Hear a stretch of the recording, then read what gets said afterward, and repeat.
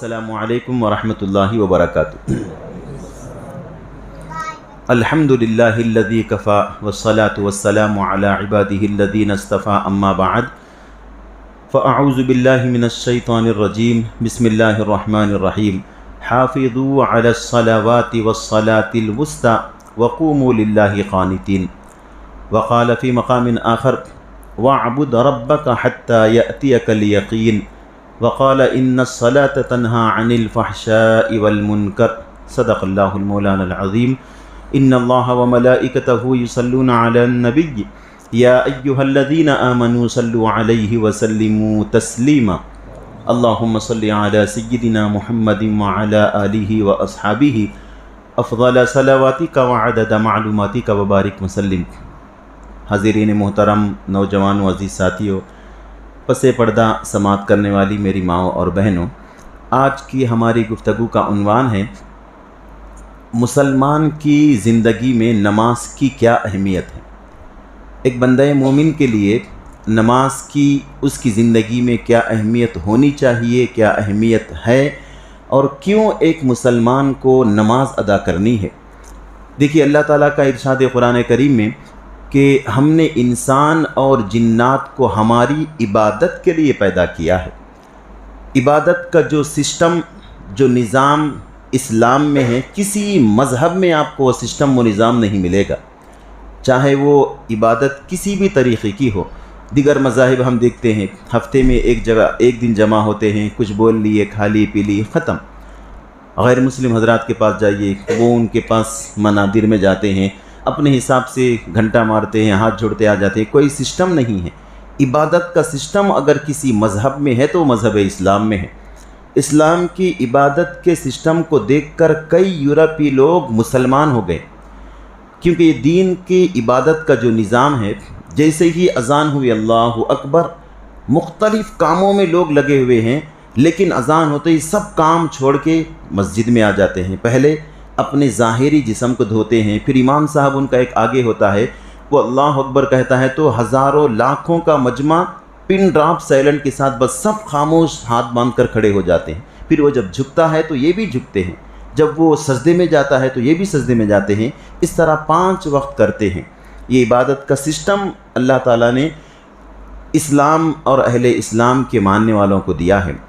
तो इबादत अल्लाह ताला ने फरमाया कि हमने इंसान और जिन्नात को इबादत के लिए पैदा किया है। इस्लाम के निज़ाम इबादत पर अगर हम गौर करें तो 3 किस्म की इबादतें अल्लाह ताला ने मुसलमानों पर फ़र्ज़ की हैं, 3 अक़साम की हैं। फिर वो कौन सी हैं, किस्म में कौन सी आते हैं, उसका भी तज़किरा करेंगे।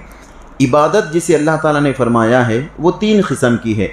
एक इबादत है बदनी, जिसको अदा करने के लिए बदन का हरकत करना पड़ता है, उसे इबादत जिस्मानी कहते हैं या इबादत जिस्म कहते हैं। दूसरी किस्म की इबादत है इबादत माली, उसमें हमारे जिस्म को मेहनत और मशक्क़त नहीं लगती, बस हमें माल देना पड़ता है, वो भी एक किस्म की इबादत है। तीसरी किस्म की इबादत है, उसमें इबादत बदनी भी शामिल है, इबादत माली भी शामिल है, माल और बदन दोनों भी उसमें शामिल है, उसे इबादत माली और बदनी कहते हैं। अब इबादत जिस्मानी कौन सी हैं, अगर हम नज़र करें तो इबादत जिस्मानी में 2 इबादतें आती है, एक नमाज, दूसरा रोज़ा। क्योंकि रोज़ा रखने के लिए जिस्म को मशक्क़त, सुबह से तुलू आफ्ताब से गुरूब आफ्ताब तक मशक्क़त बर्दाश्त करनी पड़ती है। इबादत बदनी में अहम इबादत नमाज है, उसके लिए इंसान के जिस्म को झुकना पड़ता है, मशक्क़त होती है, इसीलिए इन दोनों को इबादत बदनी कहा गया है। इबादत माली, जिसका ताल्लुक़ सिर्फ माल पैसे से है, वो है ज़कात। अल्लाह ताला ने अहले ईमान पर ज़कात को भी फ़र्ज़ किया है, तो अपने माल से मुक़र्ररा ज़कात की रक़म निकालना भी इबादत है। हम समझते हैं कि सिर्फ नमाज़ पढ़ना इबादत है, रोज़ा रखना इबादत है, नहीं, ज़कात भी इबादत है। अब उसके बाद रही तीसरी किस्म, जिसमें माल भी ख़र्च होता है और जिस्म की मशक्क़त भी लगती है, वो है हज बैतुल्लाह। हज को जाने के लिए पैसा भी लगता है और जिस्म की मशक्क़त भी होती है। तो ये इबादत की 3 किस्में समझ में आ गई है। इबादत बदनी, جس میں انسان کے بدن کو مشقت تکلیف ہوتی ہے، زیادہ نہیں، مختصر طور پہ صحیح نماز ہے اور روزہ ہے۔ دوسری عبادت مالی ہے، زکوٰۃ ہے۔ تیسری عبادت مالی ہے، عبادت بدنی اور مالی ہے، حج بیت اللہ۔ تو آج ہماری گفتگو کا عنوان ہے عبادت بدنی میں نماز۔ قرآن کریم کا جب ہم مطالعہ کریں گے تو اللہ تعالیٰ نے نماز لفظ صلاۃ کا ذکر تقریباً 700 سے زیادہ مرتبہ کیا ہے۔ 700 ٹائم سے زیادہ ذکر قرآن میں نماز کا آیا ہے۔ اس کے بعد 100 سے زیادہ مرتبہ تاکید کے ساتھ اہل ایمان کو حکم دیا گیا کہ تم نماز ادا کرو۔ نماز اللہ تعالیٰ کی ایسی عبادت ہے، تمام عبادتوں میں افضل ترین عبادت نماز ہے۔ تمام عبادتوں میں افضل ترین عبادت نماز ہے، اور اس میں ہر کوئی بالعموم شامل ہے، کوئی اس سے مستثنیٰ نہیں ہے۔ اس کے علاوہ جو دوسری عبادتیں ہیں اگر ہم اس پر غور کریں تو اس میں بہت سارے لوگ مستثنیٰ ہو جاتے ہیں، الگ ہو جاتے ہیں۔ مثال کے طور پر روزہ ہے، اگر کوئی بیمار ہے، اگر عورتیں ہیں حالت ایام میں ہیں تو ان کو اس وقت اجازت دی گئی ہے کہ اب تم یہ عبادت نہ کرو۔ اسی طرح زکوٰۃ ہے، ہر مسلمان پر زکوٰۃ فرض نہیں ہے، اس مسلمان پر زکوٰۃ فرض ہے جو صاحب نصاب ہے، مالدار ہے، غریبوں پر زکوٰۃ فرض نہیں ہے، تو غریب مسلمان اس سے الگ ہو گئے۔ حج بیت اللہ بھی ہر مسلمان پر فرض نہیں ہے، وہی شخص جو وہاں تک پہنچنے کے اخراجات برداشت کر سکتا ہے، صحت مند ہے، راستہ بھی محفوظ ہے، اس پر حج بیت اللہ فرض ہے۔ اگر ہم دیکھیں تو تقریباً 100 میں 70% مسلمان الگ ہو گئے ان عبادتوں میں۔ لیکن نماز ایسی عبادت ہے کہ عورت ہو، مرد ہو، صحت مند ہو یا بیمار ہو، بیمار پر بھی نماز فرض ہے۔ کیوں؟ کھڑے ہو کر نہیں پڑھ سکتے تو بیٹھ کے پڑھیے، آپ بیٹھ کے بھی نہیں پڑھ سکتے، آپ لیٹ کے پڑھیے، لیٹ کے بھی ہم کچھ بھی حرکت نہیں کر سکتے، اشارے سے پڑھیے، اشارہ بھی نہیں کر سکتے، بالکل جسم کوما کی حالت میں ہے تو ایسی حالت میں پھر نماز معاف ہے۔ تو نماز ایسی عبادت ہے، اس میں ذرہ برابر بھی مستثنیٰ نہیں ہے، اور نماز کے اندر بہت ساری سہولتیں دی گئی ہیں۔ اگر مثال کے طور پہ زکوٰۃ ہے، اگر کسی کے پاس زکوٰۃ کی مقدار کی رقم نہیں ہے تو اس کو آدھی زکوٰۃ نکالو نہیں کہا جائے گا۔ اگر کسی کے پاس حج بیت اللہ کے لیے مثلاً اس زمانے میں اگر 8 لاکھ روپے ہو رہے ہیں، اگر کسی کے پاس 4 لاکھ ہے تو تم آدھا حج کرو نہیں فرمایا جائے گا۔ مکمل نماز کے علاوہ جتنی عبادتیں ہیں یا تو مکمل کی مکمل فرض ہیں یا مکمل کی مکمل معاف ہے، لیکن نماز ایسی عبادت ہے جس میں آپ کو ادا کرنا ہی ہے۔ اگر رکوع سجدہ نہیں کر سکتے بیٹھ کے کرسی پہ پڑھیے، وہ بھی نہیں کر سکتے آپ لیٹ جائیے، اشارے سے پڑھیے، اشارے سے بھی نہیں پڑھ سکتے تو پھر معاف ہے۔ تو عبادتوں میں افضل ترین عبادت نماز ہے، اس کی ایک یہ بات ہوئی۔ دوسری تمام جو عبادتیں ہیں وہ زمین پر فرض ہوئی، زکوٰۃ زمین پر فرض ہوئی، حج زمین پر فرض ہوئی، حج بیت اللہ کی فرضیت کا حکم زمین پر آیا، لیکن نماز وہ عبادت ہے جسے اللہ نے آسمانوں پر فرض کیا۔ ہم معراج کے موقع پر سنتے ہیں کہ اللہ کے حبیب صلی اللہ علیہ وسلم جب معراج کی شب 7 آسمانوں، جنت دوزخ کا مشاہدہ کر کے رب کی بارگاہ میں حاضر ہوئے، اللہ تعالیٰ سے راز و نیاز میں گفتگو ہوئی تو اللہ تعالیٰ نے اپنے نبی کو امت کے تحفے کے طور پر نماز عطا فرمائی۔ اے نبی، آپ کی معراج یہ ہے کہ آپ ہمارے عرش تک آئے، اب آپ کو آپ کی امت سے بہت محبت ہے، ہم آپ کی امت کے لیے بھی ایک تحفہ دیتے ہیں، یہ نماز ہے۔ آپ کی امت کی معراج نماز میں ہے، آپ کی معراج یہاں تک آنا ہے، آپ کی امت کی معراج نماز میں ہے۔ 50 نمازیں فرض ہوئی، پھر آہستہ آہستہ 5 رہ گئی ہیں۔ نماز اسلام کا رکن اعظم ہے، یعنی سب میں بڑا رکن ہے۔ احادیث میں آیا ہے کہ حضور نے فرمایا ایک مسلمان کا مسلمان ہونا نماز ہی کی وجہ سے ہے۔ اگر کوئی مسلمان ہے نماز نہیں پڑھتا ہے تو پھر مسلم غیر مسلم میں کوئی فرق نہیں رہ جاتا۔ دیکھیے آپ، وہ بھی ہماری طرح لباس پہنے ہیں، ان کا بھی لائف سٹائل ہماری طرح ہے، ان کے پاس بھی گاڑیاں ہیں، چپل ہے، کپڑے ہیں، اسی طرح جو ہم پہنتے ہیں۔ اگر ہم نماز نہیں پڑھتے ہیں تو پھر ان میں اور ہم میں کوئی فرق نہیں ہے۔ تو الفارق بین الکفر والایمان نماز ہے۔ اسی لیے حضور صلی اللہ علیہ وسلم نے ارشاد فرمایا کہ سب سے پہلے قیامت کے دن نماز کا سوال ہوگا۔ بندہ نام اعمال لے کر اللہ کی بارگاہ میں حاضر ہوگا، تو سب سے پہلے رب فرمائے گا کہ اس کی نمازوں کو کاؤنٹ کرو، اس کی عمر کیا ہے، مثلا 50 سال زندگی گزار کر آیا، بالغ کب ہوا تھا، 15 سال کی عمر میں بالغ ہوا تھا، تو 35 سال کی نمازوں کو کاؤنٹ کرو مکمل ہے یا نہیں ہے۔ پہلے نماز سے شروع ہوگا، اگر نمازیں مکمل ہیں تو پھر دوسرا معاملہ شروع ہوگا، نمازیں مکمل نہیں، یہیں پھنس گئے ہیں تو اب تمام چیزوں میں پھنسنا پڑے گا۔ اسی لیے حضور نے فرمایا نماز وہ عبادت ہے جو سب سے پہلے فرض ہوئی، نماز وہ عبادت ہے جو سب سے پہلے قیامت کے دن اس کا سوال کیا جائے گا۔ حضور اکرم صلی اللہ علیہ وسلم نے ارشاد فرمایا من اقام الصلاۃ فقد اقام الدین، جس نے نماز کو قائم کیا اس نے دین کو قائم کیا، ومن ترک الصلاۃ ہدم الدین، جس نے نماز کو چھوڑ دیا اس نے دین کو منہدم کر دیا۔ تو ایک مسلمان کا مسلمان ہونا اس کی پہچان نمازی سے ہے۔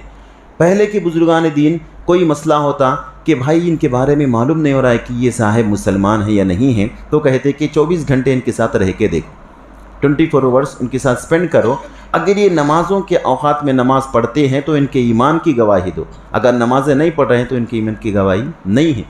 حضور نے ارشاد فرمایا من ترک الصلاۃ متعمدا فقد کفر، جس نے جان بوجھ کر نماز کو ضائع کیا اس نے کفر کیا۔ اتنی بڑی بات کہی، ہمارے پاس یہ زمانے میں کوئی اہمیت ہی نہیں ہے نماز کی، خاص طور پر نوجوان نسل میں۔ ہاں نماز اب عورتوں میں یہ سمجھا جاتا ہے کہ بوڑھی ہونے کے بعد عورتیں نماز پڑھتی ہیں، ہماری نوجوان بچیوں میں بھی یہ خیال ہوتا ہے کہ بھائی ہم تو ینگ ہیں، ہمارے اوپر نہیں ہے، وہ سمجھتے ہیں کہ پردہ کرنا بوڑھی عورتوں کے لیے ہے، نماز تلاوت روزہ بوڑھی عورتوں پر ہے، نہیں ہے۔ نماز اس چمڑی پر فرض ہے، بزرگوں نے فرمایا ہے اس چمڑی پر نماز فرض ہے، جب تک اس چمڑی میں روح ہے نماز معاف نہیں ہے۔ تو نماز کے لیے بوڑھا ہونا جوان ہونا نہیں ہے، اسی لیے حضور نے فرمایا بچے جب 7 سال کی عمر کو پہنچ جائے تو نماز کی پابندی کرواؤ، مسجدوں میں لے کر آؤ۔ گرچہ آج بچے ہیں کھیل رہے ہیں کود رہے ہیں لیکن وہ سمجھ جائیں گے آگے، ان کی عمر ہی کھیل کودنے کی ہے، ان پہ زبردستی نہیں کر سکتے، نہیں بھی کرنا چاہیے۔ 10 سال کے جب بچے ہو جائیں نماز نہ پڑھے تو مارنے کا حکم دیا حضور نے، اب آپ ان کو مار سکتے ہیں، کیوں؟ بالغ ہونے سے پہلے نماز کے پابند ہو جائیں۔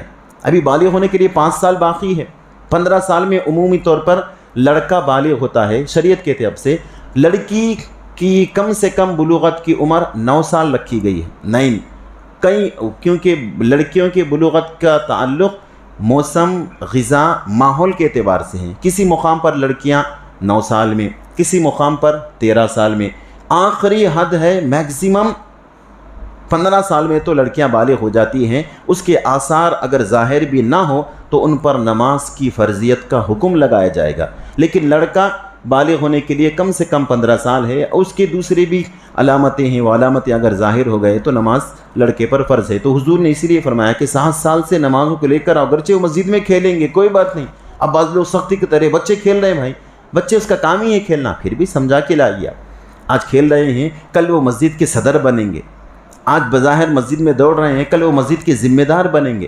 مسجدوں میں بچوں کو ہم نہلائیں گے تو ان کو عادت کیسے ہوگی؟ بچوں کا کام ہے کھیلنا، ذرا صبر کرنا سمجھانا۔ تو الغرض حضور اکرم صلی اللہ علیہ وسلم نے ارشاد فرمایا نماز کی مثال کیسی ہے ہمیں معلوم ہے؟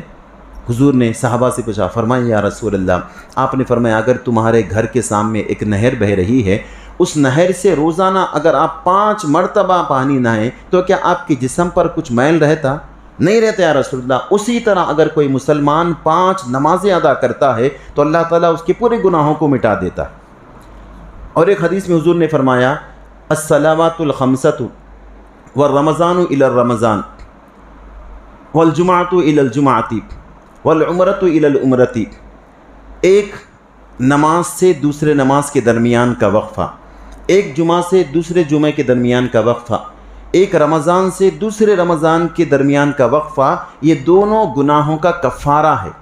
اگر کسی نے نماز فجر ادا کی ہے، انجانے میں اس سے کوئی گناہ ہوئے ہیں، زبانی گناہ ہیں، آنکھوں کے گناہ ہیں، کانوں کے گناہ ہیں، بڑے گناہ نہیں ہوئے چھوٹے گناہ ہوئے ہیں، نماز ظہر ادا کرتے ہی پورے گناہ ڈیلیٹ معاف ہو جاتے ہیں نماز کی برکت سے۔ نماز کی یہ شان ہے، تو ہم کو خبر بھی نہیں ہوتی، ہمارے گناہ اللہ تعالیٰ معاف فرما دیتا ہے۔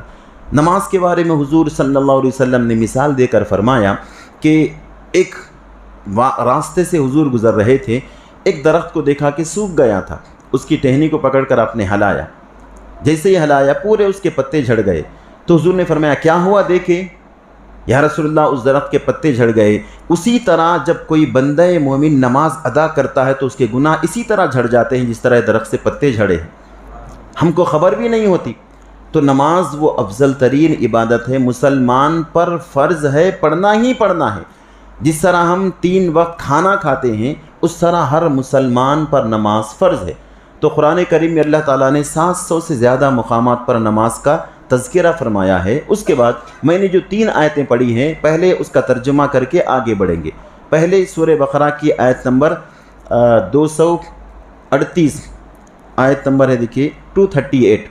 अल्लाह ताला ने इरशाद फरमाया, हाफिज़ू अलस्सलावाति वस्सलातिल वुस्ता वक़ूमू लिल्लाहि क़ानितीन। ऐ ईमान वालो, तुम नमाज़ों की हिफाजत करो। नमाज पढ़ो नहीं फरमाया, नमाज़ों की हिफाजत करो। उसके बाद ख़ास तौर पे बीच की नमाज की हिफाजत करो।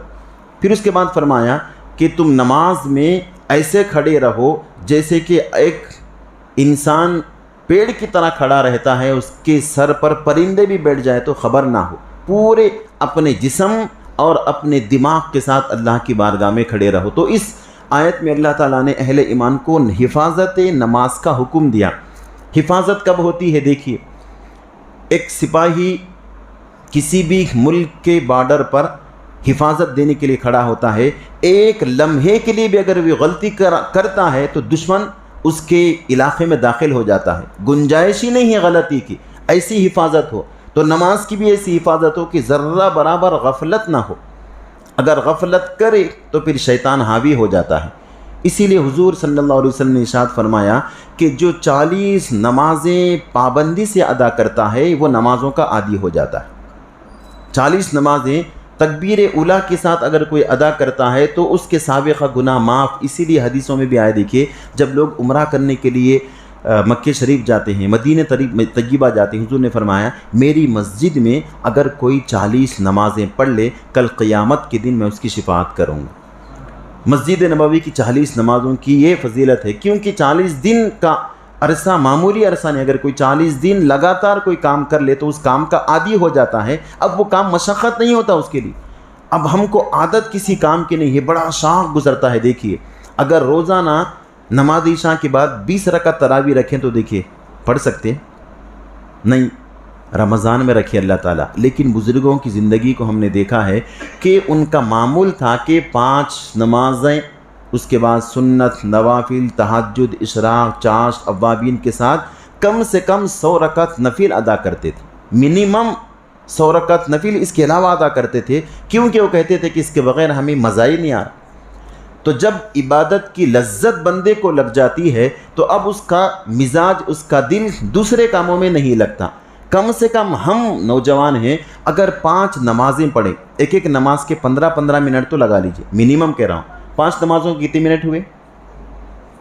15 कम से कम 75 मिनट्स गुनाह से तो बच के हैं, है नहीं है? कम से कम ये एक फ़ायदा है। लेकिन नमाज वो इबादत है, इबादत समझ के अदा करना है। इबादत समझ के जब अदा करेंगे तो बंदे को क्या मिलता है वो नमाजी से पूछो। हुजूर ने फरमाया जब बंदा अल्लाहु अकबर कह के नमाज के लिए खड़ा होता है, उसके और अल्लाह के दरमियान से पूरे पर्दे उठा दिए जाते हैं, गोया कि वो अल्लाह से डायरेक्ट कलाम कर रहा है। इसीलिए हज़रत अली रज़ियल्लाहु तआला अन्हु फरमाते हैं कि जब मुझे मेरे रब से मुलाकात का मुझे इश्तियाक़ होता है तो मैं नमाज में खड़ा हो जाता हूँ।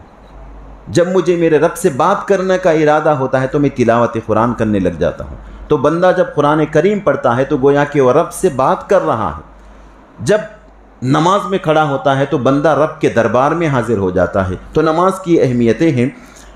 चंद अहादीस नमाज की सुन के उसके बाद चंद वाक़यात भी सुनेंगे ताकि वाक़यात हमारे जहन में रहे, नमाज के क्या बरक़ात हो सकते हैं।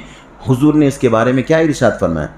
हदीस मुबारका में इज़ा कब्बर अल अब्दु लिसलातिन यक़ूलुल्लाहु तआला लिल मलाइकति इरफ़उ ज़ुनूब अब्दी अन रक़बतिही। हुजूर ने इरशाद फरमाया जब बंदा नमाज के लिए अल्लाहु अकबर कह के तकबीर बांध देता है तो अल्लाह ताला फ़रिश्तों को हुक्म देते हैं कि मेरे फ़रिश्तों मेरे बंदे की गर्दन से उसके पूरे गुनाहों को निकाल दो। جتنے بھی گناہ ہو کر کے آیا ہے پورے گناہوں کو نکال دو۔ اب کیوں؟ تاکہ وہ پورے گناہوں سے پاک ہو کے میری عبادت کرے۔ جب وہ پوری نماز سے فارغ ہو جاتا ہے، سلام پھیر کے دعا کر کے جانے لگتا ہے، اب فرشتے عرض کرتے ہیں کہ پروردگار کیا پھر اس کے گناہ دوبارہ اس کے سر پہ ڈال دیں؟ اللہ رب العزت فرماتا ہے کہ میری ذات کریم ہے، میں کسی کے گناہوں کو اٹھانے کے بعد دوبارہ نہیں دیتا، اس کے پورے گناہوں کو معاف فرماتا۔ تو یہ نماز کی شان ہے۔ ہمیں خبر بھی نہیں ہوتی کہ اللہ تعالیٰ نے نمازی کے گناہوں کو کیسے معاف فرمایا ہے۔ اس کے بعد دوسری حدیث مبارکہ سماعت فرمائے، ثلاث من حافظ علیہن فہو ولی لی حقا ومن ضیعہن وعدو لی حقا قالوا وما ہی یا رسول اللہ۔ حضور اکرم صلی اللہ علیہ وسلم نے ارشاد فرمایا، جو شخص 3 چیزوں کی حفاظت کرتا ہے، جو شخص 3 چیزوں کو پابندی سے کرتا ہے، وہ میرا دوست ہے۔ اللہ کے دوست بننا ہے۔ ہر کوئی یہ چاہتا ہے کہ مجھے اللہ کی محبت حاصل ہو جائے، میں اللہ کا محبوب ہو جاؤں، کیونکہ جب اللہ کی محبوبیت حاصل ہو گئی تو پوری کائنات ہماری ہو گئی۔ تو حضور نے فرمایا کہ جو 3 چیزوں کی حفاظت کرتا ہے، اللہ تعالیٰ نے فرمایا حدیث قدسی ہے۔ حدیث قدسی کا مطلب یہ ہوتا ہے کہ الفاظ اللہ رب العزت کی جانب سے ہی آتے ہیں اور حضور صلی اللہ علیہ وسلم کی زبان مبارک سے نکلتے ہیں، اسے حدیث قدسی کہتے ہیں۔ تو یوں سمجھیے کہ حکم اللہ تعالیٰ کہے تو اللہ تعالیٰ نے فرمایا کہ جب بندہ 3 چیزوں کی حفاظت کرتا ہے تو وہ میرا دوست بن جاتا ہے۔ اگر ان 3 چیزوں کو ضائع کر دیتا ہے، اس کی حفاظت نہیں کرتا، تو وہ میرا حقیقی دشمن ہے۔ میرا حقیقی دوست وہ ہے جو 3 چیزوں کی حفاظت کرے، اور میرا حقیقی دشمن وہ ہے جو 3 چیزوں کو ضائع کر دے۔ صحابہ نے پوچھا وما ہی یا رسول اللہ، یا رسول اللہ وہ 3 چیزیں کون سی ہیں جس سے اللہ تعالیٰ کی دوستی حاصل ہوتی ہے؟ تو حضور نے فرمایا الصلاۃ والصوم وغسل الجنابۃ۔ اس میں سے پہلی چیز نماز ہے۔ جو نمازوں کی حفاظت کرتا ہے وہ میرا دوست بن جاتا ہے۔ دوسرا روزے، جو روزوں کی حفاظت کرتا ہے، ماہ رمضان روزے تو روزانہ رکھنا نہیں ہے، نماز تو روزانہ 5 پڑھنے ہیں، روزے روزانہ رکھنے نہیں ہیں، ماہ رمضان میں ہیں۔ اس کے علاوہ اگر کوئی نفل روزے رکھتا ہے تو الگ بات ہے۔ تو دوسری چیز روزے ہیں۔ تیسری جنابت کا غسل، جب بندہ جب بھی ناپاک ہو جائے فوراً غسل کر لے۔ اب صبح میں ناپاک ہو گئے، ہم نماز پڑھنا ہے کیا رو، چلو سو جائیں گے اسی گھر میں۔ گرچہ شریعت آپ کو اجازت دیتی ہے کیونکہ آپ کا پاکیزہ ہونا نماز کے وقت ہے، لیکن بزرگوں نے فرمایا ہے کہ ناپاکی کی حالت میں جو پاک ہونے کی استطاعت رکھتا ہے پھر بھی پاکی حاصل نہیں کرتا، تو اس کے لیے بہت سارے باتیں آ جاتی ہیں۔ ان میں سے ایک یہ ہے کہ اس کے جسم پر نحوست طاری ہو جاتی ہے۔ دوسری بات، اس پر شیاطین کا اثر فوری ہوتا ہے۔ جب بندہ ہمیشہ پاکیزگی طہارت کی حالت میں ہوتا ہے تو بلائیات، جنات، شیاطین کا حملہ نہیں ہوتا۔ اب ہمارے پاس دیکھیے صاحب بچے کو شیطان پکڑ لیا، بچی کو شیطان پکڑ لیا، اس کی وجہ یہ ہے کہ آپ پاکی کا اہتمام نہیں کرتے، کیونکہ شیاطین جنات ناپاک ہیں، ناپاک چیزیں پاک چیزوں کے پاس نہیں آتی۔ اسی لیے بزرگوں نے فرمایا ہے کہ جب بھی گھر سے باہر نکلنا ہو وضو کر کے نکلو اور اللہ کا نام لے کر آیت الکرسی پڑھ کر نکلو، اللہ کی حفاظت میں آ جاتے ہیں۔ اب اللہ تعالیٰ آپ کی حفاظت فرماتا ہے۔ تو 3 چیزیں، نماز، روزہ اور جنابت کا غسل، جو پابندی سے ان کی حفاظت کرتا ہے وہ میرا ولی ہے۔ اس کے بعد نماز کے اندر قیام بھی ہے، نماز کے اندر رکوع بھی ہے، نماز کے اندر سجدہ بھی ہے، نماز کے اندر قیدہ بھی ہے، نماز کے اندر تسبیحات بھی ہے، نماز کے اندر ثنا بھی ہے۔ یہ پورے فرشتوں کی عبادت کا مجموعہ ہے جو اللہ نے ہمیں عطا فرمایا۔ اللہ کے جتنے کروڑوں اربوں فرشتے ہیں ان میں سے ہر ایک کی عبادت کا الگ الگ طریقہ ہے۔ حضور جب معراج کو تشریف لے گئے تو آپ نے فرمایا کہ میں نے پہلے آسمان پر جب میں جیسے ہی گیا میں نے دیکھا کہ فرشتے حالت قیام میں ہیں، بس کھڑے ہوئے ہیں۔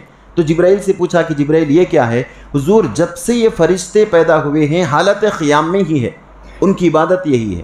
پھر میں آگے بڑھا، دوسرے آسمان میں دیکھا کہ فرشتے حالت رکوع میں ہیں، رکوع بھی ہیں۔ تو میں نے پوچھا جبرائیل یہ کیا ہے؟ انہوں نے کہا کہ یا رسول اللہ یہ جب سے پیدا ہوئے ہیں حالت رکوع میں ہیں۔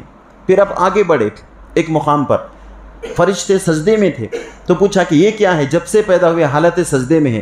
وہ سجدے کی ادا حضور کو بہت پسند آئی، ان کو حضور نے سلام کیا، السلام علیکم उन फरिश्तों को, पहले दूसरे नंबर के फरिश्तों को नहीं किया, दूसरे फरिश्तों को सजदा किया, अस्सलामु अलैकुम, वो सजदे से उठे, वालेकुम अस्सलाम, फिर सजदे में चले गए।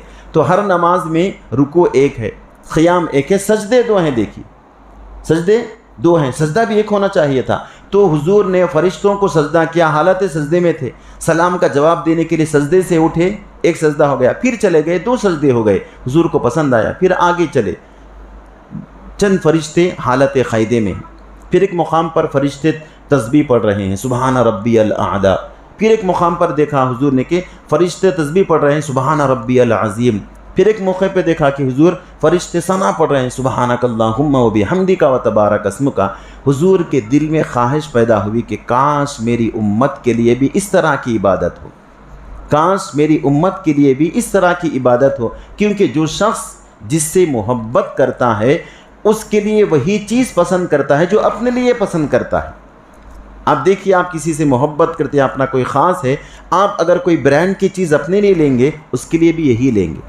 आप अपने लिए 100 रुपये की, उसके लिए 10 रुपये की नहीं लेंगे। तो अल्लाह के हबीब को अपनी उम्मत से इतनी मोहब्बत है कि दिल में ख्याल हुआ काश मेरी उम्मत के लिए भी ऐसी इबादत हो। अल्लाह ताला ने जब तमाम गुफ्तगू के बाद हुजूर वापस हो रहे थे तो आपके दिल में जो ख्याल आया, मेरे हबीब हम उन तमाम इबादतों का मजमुआ जो फ़रिश्तों का है आपकी उम्मत के लिए तोहफे में देते हैं। तो हम जो नमाज़ पढ़ते हैं पूरी फ़रिश्तों की इबादतों का मजमुआ है, हमको उसकी ख़बर ही नहीं। दूसरी हदीस मुबारक का मुलाहिज़ा फरमाइए, बेनमाजी के लिए सज़ाएँ भी बड़ी सख्त हैं। हम बरज़ख की हालात के बारे में गुफ्तगू करें। बरज़ख का एक अज़ाब नमाज के अदा ना करने की वजह से भी होता है। जो नमाज़ों का पाबंद है, जैसे ही उसे ख़बर में डाल दिया जाता है तो उसे ऐसे महसूस होता है कि सूरज गुरूब हो रहा है। फरिश्ते आते हैं, उठो, बिठा दिए, सवाल करते हैं मन रब्बुका, मा दीनुका, मन नबियुका। थोड़ी देर ठहर जाओ भाई, मैं जवाब बाद में देता हूँ, पहले नमाज़ पढ़ना है। फरिश्ते कहते हैं कि अरे नमाजी आदमी है भाई, नमाज का ख्याल है। अब सवालात आसान हो जाते हैं क्योंकि फ़रिश्तों को मालूम है अब नमाज का ख्याल यहाँ पर है तो इन्हें पक्का मुसलमानी से जवाब तो देने ही वाला है। अगर नहीं है तो सवालात में सख्ती होती है। देखिए, एक सवाल मोहब्बत का होता, एक सवाल सख्ती का होता। सख्ती का सवाल होता है तो इंसान के पसीने छूट जाते, मोहब्बत का सवाल होता है तो सवाल का जवाब देना भी आसान हो जाता है। तो फरिश्ते सवाल करते हैं, उससे आसान उस पर हो जाता है। तो अल्लाह के हबीब सल्लल्लाहु अलैहि वसल्लम ने इरशाद फरमाया कि नमाजी के लिए, बेनमाजी के लिए सज़ाएँ भी बड़ी सख्त है। नमाज़ पढ़ने वाले के लिए फ़जीलतें भी है, नमाज अदा ना करने वाले के लिए सज़ाएँ भी सख्त है। एक छोटी सी 2 सज़ाएँ आपके सामने मैं ज़िक्र कर देता हूँ, उसके बाद आगे बढ़ेंगे। हुजूर से सहाबा ने पूछा, रसूलुल्लाह, जहन्नम का सबसे कम अज़ाब क्या है, ज़रा बताइए। मिनिमम जो जहन्नम का अज़ाब है, मैक्सिमम तो हम बर्दाश्त नहीं कर सकते, जहन्नम का मिनिमम जो अज़ाब है छोटा सा, वो कैसा है? तो हुजूर ने फरमाया कि जहन्नम का सबसे छोटा अज़ाब ये है कि जहन्नमियों को दहकते हुए आग के जूते उनके पैर में पहनाए जाएंगे। दुनिया के नहीं, ज़रा छोटी अगरबत्ती अगर पैर में लग गए तो कितना तड़पते, देखिए, खाली अगरबत्ती की बात कर रहा हूँ। तो जहन्नम के आग के जूते उसके पैर में पहनाए जाएंगे। जब उसके पैर में जूते आएंगे तो उसका भेजा पकने लगेगा उसकी गर्मी से। ये छोटा सा अज़ाब है। इस सहाबा ने पूछा, ये किस वजह से होता है अज़ाब? तो हुजूर ने फरमाया, उन लोगों के लिए है जो नमाज को उसके वक्त के बाद में अदा करते हैं। नमाज तो अदा करते हैं लेकिन ख़ज़ा करके अदा करते हैं। नमाज पढ़ना भी है, उसके वक्त में पढ़ना है। अल्लाह ताला ने इरशाद फरमाया कुरान करीम में कि तुम पर नमाजें उसके औक़ात में फ़र्ज़ की गई हैं। इन्ना सलाता कानत अलल मुमिनीना किताबम मौक़ूता। हम ख़ज़ा और अदा को नहीं समझते, हम समझते हैं कि जमात छूट गई तो हमारी नमाज ख़ज़ा हो गई है। ख़ज़ा और अदा भी क्या है, ज़रा सुन लीजिए। अदा का मतलब ये है कि जिस नमाज का जो वक्त है उस वक्त में अदा करना, ये अदा है। उस वक्त के निकल के दूसरे वक्त में दाखिल होने के बाद उस नमाज को अदा करना, ये ख़ज़ा है। अगर जमात छूट गई है तो कोई बात नहीं है, जमात का एक सवाब इजाफ़ी है। जमात से नमाज अदा करने की भी फजीलतें हम आगे समात करेंगे। तो नमाज मुसलमान पर फ़र्ज़ भी है, उसके वक्त में भी पढ़ना है। अगर वक्त टाल कर पड़ेगा तो जहन्नम में उसको ये अज़ाब होगा। मसलन ज़ोहर का वक्त مثال کے طور پر 12:30 بجے شروع ہو رہا ہے، 12:30 سے لے کر 4:15 تک ظہر کا وقت ہے، مثال کے طور پہ کہہ رہا ہوں، کیونکہ موسم کے اعتبار سے اوقات نماز کے اندر تبدیلی آتی رہتی ہے، گرما میں، سردیوں میں، بارشوں میں۔ تو 12:30 سے ظہر کا وقت شروع ہو گیا ہے، 4:15 تک ہے، تو 12:30 سے 4:15 تک کے درمیان میں اگر کوئی ظہر کی نماز پڑھ لے تو وہ ادا کہلائے گی۔ 4:30 ہو گئے ہیں، 4:15 کے بعد 4:30 ہو گئے ہیں، اب عصر کے وقت میں ہم داخل ہو گئے، عصر کے وقت میں ظہر کی نماز ادا کریں تو اس کا نام ہے قضا۔ ہم کیا سمجھتے ہیں کہ مسجد میں آئے، ارے نماز ہو گئی یارو، نماز قضا ہو گئی، نہیں، آپ کی جماعت گئی، نماز کا وقت تو باقی ہے۔ جماعت کی فضیلت سے گرچہ آپ محروم ہو گئے ہیں لیکن نماز اس کے وقت میں ادا کر رہے ہیں۔ تو ادا اور قضا آپ حضرات کو معلوم ہو گیا ہے کہ جہنم کا سب سے چھوٹا عذاب کس وجہ سے ہوتا ہے؟ نماز کو پابندی سے ادا نہ کرنے کی وجہ سے۔ اب معلوم نہیں ہو رہا آپ نے، کیونکہ اب ہم جوان ہیں، دیکھیں گے جب دیکھ لیں گے، نہیں، بیوقوفی ہے۔ عقل مند شخص وہ ہے جو طوفان کے آنے سے پہلے باڑ باندھ لیتا ہے۔ عقل مند شخص وہ ہے جو کرائسس ہونے سے پہلے اپنے کاروبار کو ایک لیول پر لا لیتا ہے۔ دیکھیں گے، میں امریکہ میں کرائسس چل رہے ہیں، انڈیا میں آئے تک دیکھیں گے، کووڈ آیا تھا دیکھیں گے، دیکھے تک کیا عالم ہو گیا، سب گھر میں قید میں آ گئے، پورے کاروبار سب ستیہ ناش برباد ہو گئے۔ تو عقل مند شخص وہ ہے کل کی تیاری آج سے کرنا ہے، آج کی تیاری ابھی سے کرنی ہے۔ دوسرا، جب تمام قیامت کے میدان میں آ جائیں گے تو حضور نے فرمایا کہ ایک بہت بڑا بچھو جہنم سے نکل کے حشر کے میدان میں آئے گا۔ بچھو، اس کے بارے میں حضور نے فرمایا اس کی پرسنالٹی، بچھو کی، اس کی جسم کی جسامت زمین و آسمان کے برابر ہوگی، اتنا بڑا بچھو۔ تو جبرائیل پوچھیں گے تو کیوں آیا میں یہاں پر؟ میں 5 لوگوں کی تلاش میں آیا ہوں، ابھی حساب و کتاب نہیں ہوا ہے، اس سے پہلے کی بات کر رہا ہوں، 5 لوگوں کی تلاش میں آیا ہوں۔ کون ہیں وہ 5 لوگ؟ بچھو نے کہا کہ سب سے پہلا وہ شخص جو نماز نہیں پڑھتا تھا، میں اس کی تلاش میں ہوں۔ دوسرا وہ شخص جو اپنے مال کی زکوٰۃ نہیں دیتا تھا۔ تیسرا وہ شخص جو ماں باپ کا نافرمان تھا، ماں باپ کے احکامات مانتا نہیں تھا، ان کی نافرمانی کرتا تھا، ان کا دل دکھاتا تھا۔ اس طرح 5 چیزیں گنوائی، وہ 5 چیزوں کی اہم ضرورت نہیں، اس میں سے پہلی چیز نماز ہے۔ تو یہ عذابات ہیں، اس کا بھی جاننا ضروری۔ اس کے بعد حضور نے فرمایا نماز مردوں کے لیے جماعت کے ساتھ پڑھنا سنت مؤکدہ ہے، عورتوں کے لیے ان کی بہترین نماز ان کے گھر کے کمرے میں ہے، جتنا اندر ادا کریں ان کے لیے ہے۔ مسجدیں عورتوں کے لیے نہیں، مردوں کے لیے بنائی گئی ہے۔ مسجد میں نماز ادا کرنا مرد کے لیے واجب ہے، عورتوں کے لیے نہیں ہے۔ البتہ اگر کوئی سفر میں چلے گئے تو وہ الگ بات ہے۔ تو مسجدیں مردوں کے لیے باجماعت نماز ادا کرنے کے لیے بنائی گئی ہے۔ حضور نے 2 حدیثیں سن لیجئے پھر آگے بڑھیں گے۔ حضور نے ارشاد فرمایا تنہا نماز پڑھنے والے سے جماعت کے ساتھ نماز پڑھنے والے کو 27 گنا زیادہ ثواب دیا جاتا ہے۔ اگر میں اکیلا ایک نماز پڑھوں تو ایک ہی ثواب، جماعت سے پڑھوں تو 27 منیمم ہے یہ۔ اب آگے کتنا دے اللہ تعالیٰ کو اس کا علم ہے، اللہ کا منشا ہے۔ دوسرا حضور نے فرمایا اگر کوئی شخص 40 دن تک، ایک روایت میں ہے کہ 40 سال تک، اگر کوئی شخص 40 دن تک یا 40 سال تک اپنے گھر میں تنہا نماز ادا کرتا ہے، اس کے مقابلے میں کوئی شخص ایک نماز جماعت کے ساتھ ادا کرتا ہے تو وہ 40 سال والے کی عبادت سے ایک نماز افضل ہے۔ تو مسجدیں اس لیے بنائی گئی ہے، ویران ہونے کے لیے نہیں بنائی گئی ہے۔ مسجدیں بھی کل قیامت کے دن ہمارے خلاف میں یا ہمارے حق میں گواہی دیں گی۔ حضور نے فرمایا جس مقام پر بندہ نماز ادا کرتا ہے وہ مقام کل اللہ کی بارگاہ میں آ کر کھڑا ہو جائے گا، اللہ میں تجھ سے لڑ رہا ہوں، کیوں؟ یہ اس مقام پر میرے مقام پر نماز ادا کرتا تھا۔ دنیا کی جو مسجدیں ہم نمازیں ادا کرتے ہیں وہ پوری مسجدیں کل قیامت کے دن ایک ہو کر خانہ کعبہ میں مل جائیں گی۔ وہ کیسے ملیں گی؟ اگر اس کو دیکھنا ہے تو موبائل دیکھ لیجیے، ارے اتنی سی چپ ہے، اس کے اندر 50,000 کتابیں کیسی آ گئی، 500 ویڈیو کیسے آ گئے۔ دنیا کی ٹیکنالوجی کا یہ عالم ہے، اللہ رب العزت کی قدرت نہیں ہے۔ تو ہم دنیا میں جہاں پر بھی سجدہ کرتے ہیں وہ زمین ہماری گواہ بن جاتی ہے، وہ زمین ہماری گواہ بن جاتی ہے، اللہ کی بارگاہ میں آ کے کھڑے ہو جاتی ہے۔ اگر اللہ کا حکم ہوا کہ جہنم میں داخل کرو، نماز اور وہ زمین آ جاتی ہے۔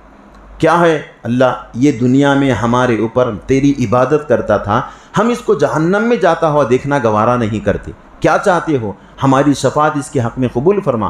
اللہ رب العزت فرماتا ہے کہ ٹھیک ہے میاں، جاؤ معاف کر دو، اس کو جنت میں لے کے جاؤ۔ تو ہر وہ مقام جہاں پر ہم نماز ادا کرتے ہیں وہ کل قیامت کے دن ہمارے حق میں اللہ رب العزت کی بارگاہ میں گواہی دیں گے۔ زمین بھی پھر بھی ہماری وفادار ہے، لیکن ہمارے دوست جن کے لیے ہم مر مٹ رہے ہیں وہ کل قیامت کے دن اجنبی ہو جائیں گے۔ اور ایک حدیث مبارکہ ملاحظہ فرمائیے، حضور اکرم صلی اللہ علیہ وسلم نے ارشاد فرمایا کہ من صلی صلاۃ الخمس مع الجماعت فلہ خمسۃ اشیاء، جو شخص پانچ نمازیں جماعت کے ساتھ ادا کرتا ہے، جو شخص 5 نمازیں باجماعت ادا کرتا ہے، اس کے لیے 5 خوشخبریاں ہیں۔ 5 نمازیں جماعت کے ساتھ ادا کرنے والے کے لیے حضور نے 5 خوشخبریاں سنائی ہے۔ اگر یہ 5 خوشخبریاں سن لیں تو ہر نوجوان، ہر مرد، ہر عورت چاہے گی کہ میں 5 نمازیں ادا کروں۔ سب سے پہلی خوشخبری حضور نے فرمایا کہ لا یصیبہ فخر فی الدنیا، جو 5 نمازیں پابندی سے پڑھتا ہے اسے دنیا میں کبھی بھی فخر و فاخر، غربت نہیں آئے گی۔ کاروبار نہیں چل رہا ہے مول صاحب، ڈل ہو گیا ہے، آزمائشیں ہوتی ہے، لیکن آزمائشوں سے پیچھے ہٹنا نہیں، آزمائشوں سے آگے بڑھنا ہے۔ کبھی اللہ تعالیٰ آزماتا ہے تو 5 نمازیں پابندی سے ادا کرنے والے کے لیے پہلی خوشی ہے کہ کبھی کسی کے سامنے ہاتھ پھیلانے کی نوبت نہیں آتی، بھائی میرے کو دے دو۔ اللہ تعالیٰ آپ کو اپنا محتاج بناتا، کسی اور کا محتاج نہیں بناتا۔ اگر ہیں تو آپ تجربہ کر کے دیکھ لیجئے، اللہ کی قسم میں نے تو تجربہ کر کے دیکھا۔ ہمیشہ اللہ سے یہ دعا کرنا کہ اللہ ہمیں تیرے در کا محتاج بنا، بندوں کے در کا محتاج نہ بنا۔ اللہ بھی لاج رکھ لیتے۔ تو پہلی نماز 5 ادا کرنے کی پہلی ہے کہ اللہ دنیا میں کسی کے سامنے ہاتھ پھیلانا کا محتاج نہیں بناتا۔ اگر ہے تو اب تجربہ کر کے دیکھ لیے، میں تو میرا تجربہ آپ کے سامنے بیان کر دیا۔ دوسرا، اللہ رب العزت کے حبیب فرما رہے ہیں کہ یرفع اللہ تعالی عنہ عذاب القبر، جو 5 نمازیں پابندی سے ادا کرتا ہے اللہ اس سے عذاب قبر کو اٹھا لیتا ہے۔ قبر میں جانے کے بعد عذاب قبر سے بچنا ہے تو 5 نمازیں دنیا میں ادا کرو بھائی۔ کیسے؟ حضور نے فرمایا جب بندے کو قبر میں رکھ دیا جاتا ہے، سوال جواب ہو جاتا ہے، چند چیزوں کی وجہ سے عذاب کے فرشتے آ جاتے اپنے ہتھیار لے کے، چلو میاں ان کی دھلائی کرنا ہے آپ۔ جیسے ہی سر کے پاس سے آنا چاہتے، نماز آ کے کھڑے ہو جاتے۔ کیا ہے؟ ادھر سے نہیں آ سکتے آپ، انہیں نماز پڑھتا تھا، ہم اس کے ساتھی ہیں، چلو میاں پیر کے پاس سے جائیں گے۔ جیسے ہی پیر کے پاس سے جائے، اس کی دنیا میں صدقہ و خیرات، جو دنیا میں نیکیاں کرتا تھا، غریبوں کو کھلاتا تھا، بے مددگار لوگوں کی مدد کرتا تھا، وہ صدقہ خیرات آ جاتے پیروں کے پاس، ادھر سے نہیں آ سکتے۔ چلو رائٹ سے جائیں گے میاں، رائٹ سے جائیں گے تو رمضان کے روزے آ جاتے یا نفل روزے آ جاتے، آگے بڑھنے نہیں دیتے۔ کدھر نہیں آ سکتے آپ، ادھر سے بھی انہیں روزے رہتا تھا۔ چلو آخری لیفٹ سے جائیں گے میاں، لیفٹ سے جانا ہے تو زکوٰۃ آ جاتی، بھائی نے دنیا میں اپنے مال کی زکوٰۃ نکالتا تھا، آپ یہاں پر قریب نہیں آ سکتے۔ اب فرشتے کہتے ہیں کہ مولا اس بندے کو عذاب کا حکم ہے، لیکن سر کے پاس سے نماز آ رہی ہے، دائیں سے اس کے روزے آ رہے ہیں، بائیں سے زکوٰۃ آ رہی ہے، پیر کے پاس سے اس کے صدقہ نوافل آ رہے ہیں، کیا کریں؟ اللہ رب العزت فرماتا ہے کہ آ جاؤ واپس، اپنی حفاظت کا انتظام کر لے کے آیا ہوں۔ خبر میں آنے سے پہلے اپنی حفاظت کا انتظام کر لے کے آ جائے، واپس آ جائیے آپ۔ تو دوسری خوشخبری، نماز پابندی سے ادا کرنے والے کے لیے عذاب قبر نہیں ہوتا۔ عذاب قبر کے بارے میں ایک محفل رکھنا تھا، ہم رک گئے ہیں، انشاءاللہ اس کو بعد میں شامل کریں گے۔ موت، برزخ کی زندگی ہوئی، پھر ایک عام جنرل ٹاپک شروع ہو گیا۔ تو دوسرا، اگر قبر کے عذاب سے بچنا ہے تو نماز کی پابندی۔ تیسرا فائدہ حضور نے فرمایا یمر علی الصراط کالبرق، قیامت کے دن ہر مسلمان کو پل صراط سے گزرنا ہے، ہر انسان کو، بلکہ ہر انسان کو پل صراط سے گزرنا ہے۔ وہ کیسا ہے؟ حضور نے ارشاد فرمایا بال سے زیادہ باریک ہے، تلوار سے زیادہ تیز ہے، اور اس کی مسافت 50,000 سال کی ہے۔ منیمم بیان کر رہا ہوں، 50,000 سال کس کو بولے؟ 50,000 ایئرس، اتنا لمبا سفر ہے۔ اگر آپ پلین سے بھی گئے تو گھنٹوں لگ جاتے۔ تو لیکن دنیا میں نمازوں کی پابندی کرنے والا بجلی کی طرح گزر جائیں گا اس سے۔ بجلی کو دیکھیں آپ، سیکنڈوں میں یہاں پھر ادھر نظر آتی ہے۔ تو پل صراط پر سے ہر ایک کو گزرنا ہے۔ پل صراط میں رفتار چاہتے ہو راکٹ کی تو ابھی سے انتظام کر کے جاؤ۔ جب انسان پل صراط پر سے گزریں گے، حضور نے فرمایا کہ چند لوگ وہ ہوں گے جو بجلی کی طرح گزر جائیں گے، چند لوگ وہ ہوں گے جو گاڑی کی رفتار سے جائیں گے، چند لوگ وہ ہوں گے جو بھاگتے ہوئے جائیں گے، چند لوگ وہ ہوں گے جو چلتے ہوئے جائیں گے، چند لوگ وہ ہوں گے جو لنگڑتے جائیں گے، چند لوگ وہ ہوں گے جو اپنے جسم کو گھسیٹتے ہوئے لے جائیں گے۔ کیوں؟ آپ کی بیٹری پوری ڈاؤن ہے، موبائل بھی دیکھ لیں گے بھائی چارجنگ ختم ہو رہی، اب بات کر سکتے ہیں آپ، بھائی میرا آف ہو جاتا، چارجنگ 100% آپ کر لے کے گئے تو آپ جو چاہیں کر سکتے، تو وہاں پر چارجنگ کی کوئی گنجائش نہیں ہے۔ اگر پل صراط پر چارجنگ ہم چاہتے ہیں تو 5 نمازوں کی حفاظت اور پابندی ضروری ہے دوستو۔ حضور نے فرمایا تیسری چیز جو اللہ تعالیٰ سے عطا فرمایا، یعطی کتابہ بیمینہ، چوتھی چیز کل قیامت کے دن اس کا نام اعمال اس کے سیدھے ہاتھ میں دیا جائے گا۔ کیا مطلب ہے؟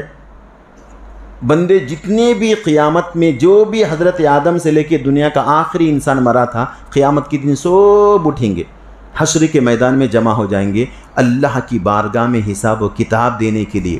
جب کھلیں گے، ارے قرآن سچ کہتا تھا، حضور سچ فرماتے تھے، حضور کی امت کے ان کے علماء ان کے غلام سچ فرماتے تھے، آج معلوم ہوا۔ اسی لیے وہ انتظام قیامت کا ابھی سے کر کے جانا چاہیے۔ نام اعمال کو دینے کے 2 قسم کے لوگ ہوں گے، بعض کو سیدھے ہاتھ میں دیا جائے گا، سیدھے ہاتھ میں جیسے نام اعمال دیے، یہ پہلی علامت ہے کامیابی کی، پاس ہونے کی پہلی علامت ہے۔ اور سامنے سے دیا جائے گا، السلام علیکم، لیجئے صاحب، فرشتے دے کے چلے آتے، کیا ہے؟ آپ کی زندگی بھر کا حساب و کتاب ہے، کتاب کی شکل میں دے دیے۔ اس کے بعد دوسرے قسم کے لوگ وہ ہوں گے، پیچھے سے اشارہ کریں گے، رے پلٹ میاں لے، پیچھے سے لیں گے انہوں، لیفٹ ہینڈ میں دیں گے۔ لیفٹ ہینڈ میں دینا یہ ناکامی کی علامت ہے سمجھ۔ تو 5 نمازیں جو دنیا میں پابندی سے ادا کرتا تھا اس کو نام اعمال سیدھے ہاتھ میں دیا جائے گا، مطلب کامیابی کی پہلی دلیل ہے۔ آخری چیز حضور نے جو ارشاد فرمایا کہ یدخلہ اللہ الجنت بلا حساب ولا عذاب، جو دنیا میں 5 نمازیں پابندی سے ادا کرتا تھا اللہ تعالیٰ بغیر حساب کے بغیر عذاب کے جنت میں داخل فرمائے گا، حساب بھی نہیں ہوگا۔ کہے میاں کتنے سال زندگی گزار کیا ہے؟ 90 سال، ذرا حساب دو، دیکھو میاں حساب، نمازاں پورے ہیں اللہ تعالیٰ، جاؤ ختم ہو گیا آپ کا حساب، ایگزام ہو گیا۔ کبھی دیکھیے انٹرویو ہوتا ہے، ایک ہی سوال، یس گو، ہاں اس کو 1 گھنٹہ لیے انٹرویو، میرے کو ایک بس سے آپ کو دیکھنا تھا، بگونے میں چاول پکے نہیں دیکھے، کیا آپ پورے ہر چاول کو دبا کے دیکھتے کیا؟ ایک دانے کو دیکھ لیے بس معلوم ہو گیا بگونا پورا پکا ہوا ہے۔ تو بس نمازیں دیکھ لیے، پابند تھا نمازوں کا، جاؤ میاں، عذاب بھی نہیں اور حساب بھی نہیں، جائیے جنت میں جائیے آپ۔ تو اگر ہم دنیا میں یہ 5 چیزیں چاہتے ہیں تو ہر مسلمان عورت اور مرد کو پابندی سے نماز ادا کرنی ہے۔ نماز کے دنیاوی فوائد کیا ہیں؟ ابھی ہم نے سماعت فرمایا، فخر و فاخہ سے، تنگ دستی سے بچنا ہے، نمازیں پڑھو۔ غربت آتی، ارے مول صاحب آپ پابندی سے نماز پڑھو، بلکہ بولے میں پابندی سے نماز پڑھ رہا ہوں، نوکری نہیں مل رہی۔ آپ کی آزمائش سے دیکھنا چاہ رہے اللہ تعالیٰ، پابندی کرتا چھوڑ دیتا ہو، آپ جمے رہو، استقامت سے رہو، ایک ساتھ پوری خوشخبریاں آئیں گی۔ تو نماز وہ عبادت ہے، دنیاوی فوائد بھی ہے، اخروی فوائد بھی ہے۔ قرآن کریم کے 21ویں پارے کی پہلی آیت ہے، اتل ما اوحی الیک من الکتاب واقم الصلاۃ ان الصلاۃ تنہی عن الفحشاء والمنکر۔ اے حبیب آپ ان پر وہ چیزیں تلاوت فرمائیے جو آپ پر نازل ہوئی ہے، نماز کی پابندی کیجیے، کیونکہ نماز بے حیائی اور بری باتوں سے روکتی ہے، نماز بے حیائی اور بری باتوں سے روکتی ہے۔ آج کتنے مسلمان نوجوان نہیں ہیں جو ڈرگس کے عادی نہیں ہیں، آج کتنے مسلمان نہیں ہیں جو گانجا کے عادی نہیں ہیں، آج کتنے مسلمان نوجوان مرد عورتیں بھی آج کل عام ہو گئی ہیں، بلکہ عورتیں مردوں سے زیادہ فحاشی میں اتر گئی ہیں۔ شراب مسلمان، برائی ہے، تو برائی کیسے دور کرنا؟ آپ ڈاکٹر کے پاس جا کے اس برائی کا علاج نہیں کرا سکتے، تو قرآن نے علاج بتا دیا، یہ تمام برائیوں سے بچنا ہے، نماز کی پابندی کرو، برائیوں سے بچ جائیں گے۔ کیوں کہ کسی بھی برائی کا تعلق انسان کے باطن سے ہوتا ہے، ظاہر سے نہیں ہوتا۔ گرچہ وہ گناہ ظاہر سے کرتا ہے لیکن اس کا تعلق اس کے باطن سے ہوتا ہے۔ اگر کوئی چور ہے تو وہ چوری کی برائی اس کے دل سے پیدا ہوئی ہے، اگر کوئی کسی کا قتل کرنے والا ہے تو قتل کی بیماری اس کے اندر سے پیدا ہوئی ہے۔ تو برائی کو اندر سے ختم کرنے سے جڑ پیڑ سے ختم ہو جاتی ہے۔ اگر کوئی چوری کر کے آئے، اس کو 1 سال کے واسطے قید میں ڈال دیے، پھر نکلنے کے بعد کیا وہ توبہ کر لیتے ہیں؟ نہیں، نئے طریقہ ڈھونڈے، آپ نئی ٹیکنالوجی آئے گی، نئی طریقے سے کریں گے۔ اب گھروں میں کود کے کر رہے تھے، اب اس سے کریں گے، بولتے چھوڑتے تو نہیں۔ کوئی کام برائی کرنے والا، گانجا پینے والا تھا، ڈال دی 1 مہینے کے واسطے، چھوڑ دیتا ہوں نہیں، ظاہری جسم کو تکلیف دینے سے گناہ نہیں چھوڑتا. گناہ چھوڑنا ہے تو اس کے باطن کے اندر کے شیطان کو مارنا پڑے گا. وہ کب مرے گا؟ اللہ اکبر کے ساتھ جب بندہ کھڑا ہوتا ہے تو اللہ تعالیٰ کی نورانیت اس کے قلب پر اترتی ہے، تو برائیاں آہستہ آہستہ دل سے ختم ہو جاتی ہے. ایک واقعہ بھی سن لیں گے. حضرت فاروق اعظم رضی اللہ تعالیٰ عنہ کے دور خلافت میں پورے سرکار کے زمانے سے لے کے صدیق اکبر فاروق اعظم پورے مسلمان با جماعت نماز وقت کے خلیفہ کے پیچھے ادا کرتے تھے. خلیفۃ المسلمین بھی ہوتے، امام بھی وہی ہوتے. خلیفۃ المسلمین بھی ہوتے، خطیب بھی وہی ہوتے. خلیفۃ المسلمین بھی ہوتے، سپہ سالار سب سے آگے بڑھ کر لڑنے والے بھی وہی ہوتے. تو ایک شخص کسی عورت کے چہرے کو دیکھ لیا، عورتوں کو حجاب کرنے کا حکم دیا گیا ہے، کسی وجہ سے اس عورت کو دیکھ لیا، اس کے اوپر عاشق آ گیا. بہت سمارٹ خوبصورت عورت ہے، اب اس کے اوپر عاشق آ گیا، اس پر فریفتہ ہو گیا. اب ہیلے بہانے کر کے اس عورت تک پہنچ گیا، اپنا پیغام بھیج دیا کہ بھائی میں تم سے ملنا چاہتا ہوں، میں آپ کے قریب ہونا چاہتا ہوں. وہ عورت بڑی نیک پاکیزہ فطرت تھی. ارے یہ کیا بلا ہے بے، کیسے لگ گئی؟ اب اس کو حکمت سے دور کرنا. کوئی بھی انسان کے پاس پریشانی، مصیبت، تکلیف آتی ہے تو ہر چیز غصے سے دور نہیں کی جاتی، حکمت سے بھی دور کرنا ہے. حکمت سے جو دور کی جاتی ہے تو حکمت سے ایسا ہوتا ہے کہ سانپ بھی مر جاتا ہے، لاٹھی بھی نہیں توڑتی. آپ کسی چیز کو غصے سے دور کریں گے تو آپ بھی بلیم ہو جائیں گے اور بدنام ہو جائیں گے. تو عورت بڑی نیک پارسا تھی، اس نے اس کے پیغام کو دیکھا، بار بار اصرار ہو رہا ہے ملنے کا. اس نے کہا کہ بھائی تو نیک آدمی ہے، میرے کو کیسا معلوم ہونا؟ بھائی میں تو جو ہے نمازی پرہیزگار ہوں، تو بھی نمازی پرہیزگار ہے، میرے کو کیسا معلوم ہونا؟ ارے بھائی نمازی پرہیزگار ہوں، نماز پڑھتا ہوں. تو ایک کام کر، آج سے لے کے 40 دن تک 5 نمازیں پابندی کے ساتھ تکبیر تحریمہ کے ساتھ اگر تم پڑھ لیے تو آپ کی شرط پوری کروں گی. عورت کہی دی سے، اچھی بات ہے یار، اتنا ہی ہے، 40 ڈیز تک 5 نمازیں اللہ اکبر تکبیر تحریمہ کے ساتھ پڑھنا ہے، کوئی بہت مرا نہیں ہے. کیوں؟ محبوبہ مل جائیں گی اب ہمارے کو. مطلب کسی کو، ہر ایک کو الگ الگ ہوتا، کسی کو دولت کا نشہ، کسی کو عورت کا نشہ، کسی کو کسی کا نشہ. اب وہ محبت دل میں بیٹھ گئی، اب نمازیں شروع کر دیے. آہستہ آہستہ 10 دن ہوئے، 20 دن ہوئے، 30 دن ہو گئے، وقت گزرتا جا رہا تھا. اب عورت کو خوف ہونے لگا کہ بھائی جب 40 نمازیں ہو گئی، میرے کو وعدہ پورا کرنا پڑے گا. اب اس نے یہ تذکرہ اپنے شوہر سے کر دیا. اس وقت تک نہیں کیا تھا. شوہر سے کہا کہ ایسا معاملہ ہے بھائی، فلاں شخص جو ہے ہمارے اوپر عاشق آ گیا، وصل کا مطالبہ کر رہا تھا، ہم نے انہیں 40 دن کی نمازوں کی پابندی کا حکم دیا ہے، وہ پڑھ رہا ہے پابندی سے، اب چند دن باقی رہ گئے، کیا کرنا ہے سمجھ میں نہیں آ رہا ہے. شوہر بولے کہ کوئی بات نہیں، میں خلیفۃ المسلمین عمر بن خطاب سے جا کے بات کرتا ہوں. اچھی بات ہے، جا کے عمر بن خطاب کے سامنے تذکرہ کرے، معاملہ ایسا ہے. حضرت اچھا ٹھیک ہے، کوئی بات نہیں، 40 دن کی شرط تھی نا، 40 دن تو پورے ہو جانے دو، آپ 40 دن پورے ہو جانے دو. اس کے بعد اس کا جواب کیا آتا، میرے کو جواب سنانا آ کے. اچھی بات ہے، وہ بھی عمر بن خطاب ہے، آپ کے ہماری طرح عام انسان نہیں ہوتے، جن کے بارے میں حضور نے فرمایا میرے بعد اگر کوئی نبی ہوتے تو وہ عمر بن خطاب ہوتے. جن کے پاس اوصاف نبوت تھے ان کے بارے میں حضور فرما رہے. کون؟ عمر بن خطاب، جن کے بارے میں حضور نے فرمایا میرا عمر جس راستے سے گزرتا ہے شیطان اپنا رخ موڑ لیتا ہے. تو عمر بن خطاب نے فرمایا کہ کوئی بات نہیں، 40 دن مکمل ہونے دو، اس کے بعد اس کا جواب کیا تھا میرے کو سنانا. 40 دن پورے مکمل کر لیے، جواب آ رہا اتنے، انہیں جواب دے رہے تھے. 40 دن ہو گئے، 41-42 دن ہو گئے. عورت کی طرف سے پیغام گیا، بھائی آپ کی شرط کی، میری شرط کے مطابق اپنی 40 نمازیں خلیفۃ المسلمین کے پیچھے تکبیر تحریمہ سے پڑھ لی ہیں. You can meet me now, اب آپ مجھ سے مل سکتے ہیں. You can talk with me, اب میرے سے آپ بات کر سکتے ہیں. تو وہ صاحب جواب میں بھیجے کہ میں 40 نمازیں عمر بن خطاب کے پیچھے پڑھنے سے پہلے تمہاری محبت میرے دل میں تھی، 40 نمازیں پہلے ہونے سے پہلے مولا حقیقی محبت میرے دل میں آ گئی، اب تمہاری ضرورت نہیں ہے. کیا معلوم ہوا؟ ان الصلاۃ تنہی عن الفحشاء والمنکر، نماز بے حیائی بری چیزوں سے روکتی ہے. اسی لیے حضور نے قرآن کریم نے ارشاد فرمایا واستعینوا بالصبر والصلاۃ. کوئی معاملے میں پریشان ہو گئے، معیشت کا معاملہ ہو، بیماری کا معاملہ ہو، یا پھر کسی چیز کے حصول کا معاملہ ہو، پریشان نہیں ہونا، ادھر ادھر بھاگتے ہوئے نہیں پھرنا. سب سے پہلے پرچی لکھ کے اللہ کی بارگاہ میں پیش کرنا. پہلے اللہ کی بارگاہ میں پیش کرنا. کیسے؟ لکھنے کی ضرورت نہیں، میں مثال کے طور پہ بول رہا ہوں، اللہ کی بارگاہ میں اپنا مقدمہ پیش کرنا، نماز کے ذریعے سے مدد حاصل کرو۔ اللہ تعالیٰ نے فرمایا وَاسْتَعِینُوا بِالصَّبْرِ وَالصَّلَاةِ، کوئی بھی مسئلہ آ جائے، بیماری کا ہو، معیشت کا ہو، نوکری کا ہو، شادی کا ہو، کچھ بھی ہو، تم صبر اور نماز کے ذریعے سے مدد طلب کرو۔ صبر، مصیبت پر صبر کرو، نماز ادا کرو، مسئلہ حل ہو جائے گا۔ تو 40 نمازیں وہ صاحب عمر بن خطاب بھی نمازیں مسجد نبوی میں، وہ بھی نمازیں عمر بن خطاب کے پیچھے، 40 نمازیں اللہ کا ولی نے بنے تو کیا ہوگا۔ اسی لیے بزرگوں نے فرمایا ہے کہ امام کے اوصاف مصلیوں پر ضرور وارد ہوتے ہیں۔ امام اگر نیک ہے تو پیچھے پڑھنے والوں کے دل میں بھی نیکی کا جذبہ پیدا ہوتا ہے۔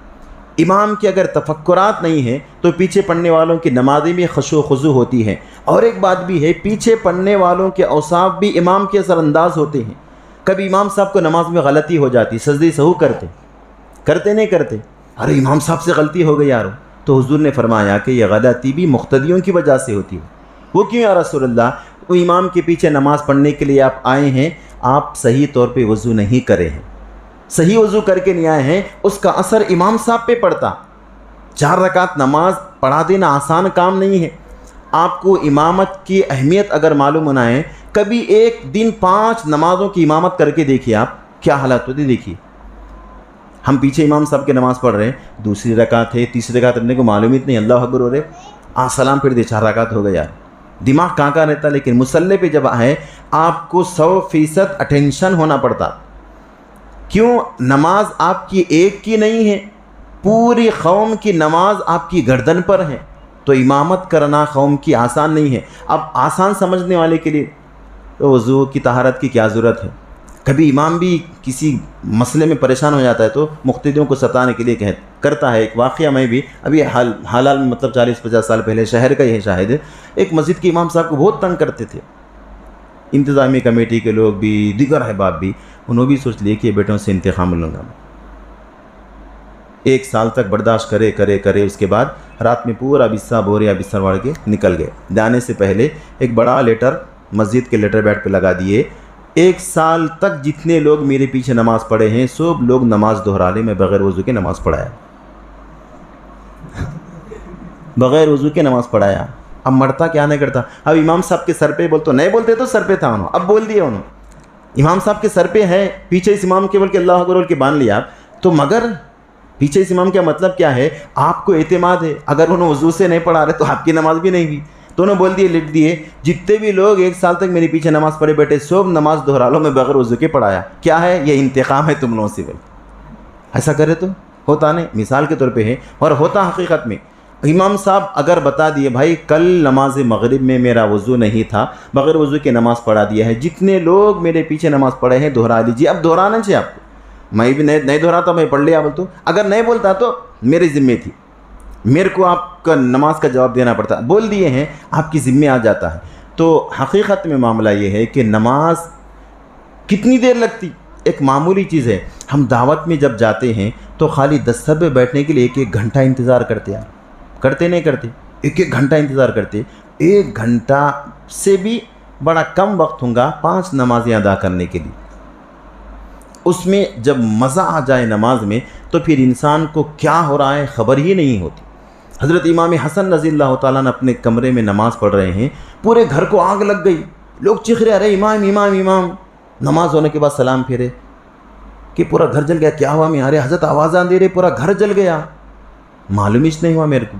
حضرت علی رضی اللہ تعالیٰ کے در میں پیر میں ایک تیر گھس گئی تھی کسی غزوے میں۔ تیر کا گھسنا معمولی بات نہیں ہے، اس کو نکالنا اور سخت کام ہے۔ تو اتنا ٹیکنالوجی کا زمانہ بھی نہیں تھا، ایسا چھینے نہیں دے رہے تھے پیر کو، حضور تکلیف ہو رہی، ارے نہیں چھوڑو تکلیف ہو رہی، ایک کام کرو، میں جب نماز میں کھڑے ہوتا نا جب نکال لو، حالت نماز میں نکال لینا۔ نماز کا وقت ہو گیا، اللہ اکبر، رکعت باندھ لیے، نماز ہونے کے بعد کیا میں نکالے؟ ہاں نکالی، ارے معلوم ہی تھے ہمارا۔ تو نماز میں اللہ کی محبت میں ایسے مستغرق ہوتے تھے، ان کا جسم یہاں ہوتا تھا، پورا دل و دماغ وہاں پر ہوتا تھا، جسم پہ کیا گزر رہا ہے اثر ہی نہیں ہوتا تھا۔ ایسا بھی ہوتا کیا؟ ایسا ہوتا ہے، ایسا بھی ہوتا ہے۔ اب دیکھیے کبھی آپ کسی بالکل ٹینشن میں ہیں، غور سے آپ کسی معاملے میں ڈوبے ہوئے ہیں، بعد سے السلام علیکم بول کے چلے آتے، جواب بھی نہیں دیتے، کیا یارو عامر بھائی नाराज़ है, सलाम का जवाब नहीं दिया। भाई सलाम कब करें आप आए कब? मैं नहीं देखा, झूठ बोल रहे यार। उन्होंने आए भी सलाम करे, उन्होंने भी सही बोल रहे, इन्होंने भी सही बोल रहे। गलती क्या है? आप अपने आप में नहीं हैं, किसी और में खोए हुए हैं। तो वो रब की मोहब्बत में ऐसे मुस्तग़रिक़ हो जाते हैं कि उनको एहसास भी नहीं होता जिस्म पर क्या हो रहा है। उसकी मिसाल कुरान से सुनना है तो देखिए, हज़रत यूसुफ़ अलैहिस्सलाम के हुस्न के चर्चे हर तरफ कुरान करीम ने बयान किया कि इतने स्मार्ट हज़रत यूसुफ़ अलैहिस्सलाम थे। एक मर्तबा कोई देखता तो फ़रेफ्ता हो जाता, औरतें देखती तो फ़रेफ्ता हो जाती। तो मिस्र की औरतें ज़ुलेखा को ताना देना शुरू करें। कौन ज़ुलेखा? मिस्र के बादशाह की बीवी। वो हज़रत यूसुफ़ पे आशिक़ आ गए। अरे ज़ुलेखा तो बादशाह की बीवी है, एक बच्चे के ऊपर आशिक़ आ गई। कहते कैसे ताना देने लगे। उन्होंने बोले तुम अभी यूसुफ़ को देखे नहीं, अगर देखते तो तुम्हारा क्या आलम होता। ठीक है, क्या करें, सबको दावत दी अपने महल में। जितनी भी औरतें थी जो ताना दे रही थी सबको दावत दिए। खाना पीना होने के बाद सबको तकिए दे दिए, टेका ले लेके बैठ जाओ। सबके सामने एक एक फल रख दिए, उसके बाद एक हाथ में छुरी दे दिए। अब खाना पीना हो गया, मिठा सब हो गया। नहीं, अब आखिरी जिस बारे में तुम मेरे को ताना दे रहे थे, नहीं, मैं अब यूसुफ़ को सामने से गुजारूंगी। जैसे यूसुफ़ को तुम देखेंगे तो यूसुफ़ को देखते ही ये फल काट लेना तुम। अच्छी बात है, इतना ही है। अब हाथ में फल ले लिए।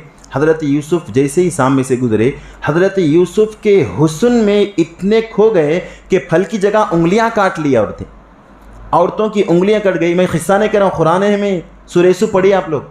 उंगलियां कट गई, एहसास नहीं हुआ, देखने के बाद उंगलियां कट गई। क्यों?